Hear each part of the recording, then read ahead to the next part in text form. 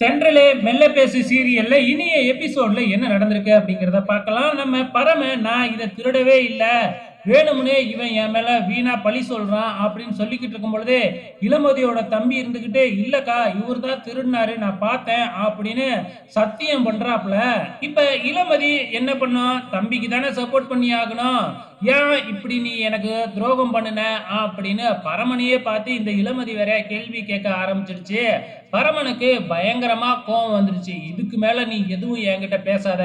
உனக்கு ஹெல்ப் பண்ணேன் பாரு, என்னைய சொல்லணும் அப்படின்னு நம்ம பரமன் சொல்லிக்கிட்டு இருக்கும் பொழுதே, இந்த எஸ்ஐ ரிஷி இருந்துகிட்டு, இளமதி நீ வந்து இதெல்லாம் எழுதி கொடுத்தா தான் என்னால உன்னோட துணிய திருப்பி கொடுக்க முடியும் அப்படின்னு சொல்றாப்ல. இளமதிக்கும் வேற வழியே இல்லாம வந்து பாத்தீங்கன்னா கம்ப்ளைண்ட் பண்ண எழுதி கொடுக்க போறாங்க. அந்த நேரம் பார்த்து 2 பேரும் நான் தான் இந்த துணியெல்லாம் திருடுனேன் அப்படின்னு சரண்டர் ஆகிறதுக்காக வராங்க.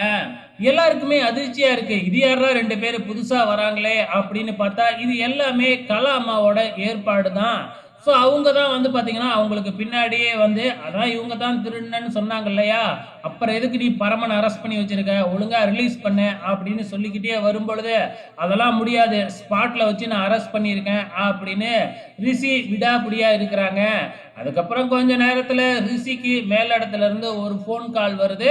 ஸோ அதுக்கப்புறம் என்ன செய்ய முடியும்? மேலிடத்துல இருந்து உத்தரவு வர்றதுனால, இந்த ரிஷியாலயும் எதுவுமே பண்ண முடியல. ஸோ பரமன ரிலீஸ் பண்ணிடுறாங்க. அதுக்கப்புறம் இளமதியும் வந்து பார்த்தீங்கன்னா, துணியெல்லாம் எடுத்துட்டு கிளம்பும் பொழுது, நம்ம இளமதி கிட்ட வந்து சவால் விடுறாப்புல, "உன் தம்பி பண்ணுன தப்ப முதல்ல நான் வெளியில கொண்டு வரேன். உனக்கு நான் உதவுனேன் பாரு, உங்க அப்பா நெஞ்ச பிடிச்சுக்கிட்டு விழுந்தாருல, அப்ப காப்பாத்த வேண்டியது தானே உன் தொம்பி, அப்ப எங்க போனான்? இப்ப வந்து நான் திருடினத பார்த்தேன்னு சொன்னா, அதையும் நீ நம்பி என் மேல சந்தேகப்பட்டுட்டல்ல, கூடிய சீக்கிரத்துல என் மேல எந்த தப்புமே இல்ல, உன் தம்பி தான் இது எல்லாத்துக்கும் காரணம்னு நான் நிரூபிக்கிறேன்" அப்படின்னு சவால் விட்டுட்டு போறாப்புல நம்ம பரமன். ஸோ இது முடிஞ்சதுக்கு அப்புறம் இங்க இளமதியோட வீட்டை தான் காமிக்கிறாங்க. அது மட்டும் இல்ல, இளமதியோட தம்பி அப்படியே பயந்து போய் தான் இருக்கிறாப்புல இன்னும். இந்த லீலாவதி வேறயா, "ஏன்டா நான் என்ன சொன்னா நீ என்ன செஞ்சிருக்க? எதுக்காகடா அந்த ட்ரெஸ் எல்லாம் எடுத்து வித்த? நீ விற்க போய் தானே இப்ப வசமா மாட்டிக்கிட்ட.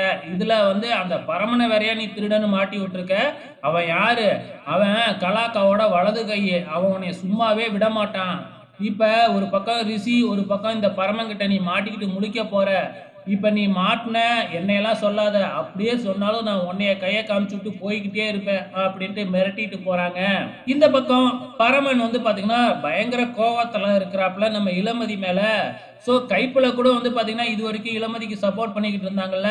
ஸோ கைப்புலையும் பயங்கரமா கோவப்படுறாப்புல. "நான் கூட அந்த பொண்ணை பாவப்பட்டுட்டேன். பாரு நீ அப்பவே சொன்ன பொண்ணை நம்பக்கூடாதுன்னு, இப்ப பாரு அதே தான் நடந்திருக்கு" அப்படின்னு நம்ம கைப்புல வேறயா ரொம்பவுமே டென்ஷன்ல இருக்கிறாப்புல. ஸோ இந்த பக்கம் பரமன் பயங்கர கோவத்தோட ஆட்டோ எடுத்துக்கிட்டு வந்துகிட்டு இருக்கும் பொழுது ஆப்போசிட்ல ரிஷி வராப்புல.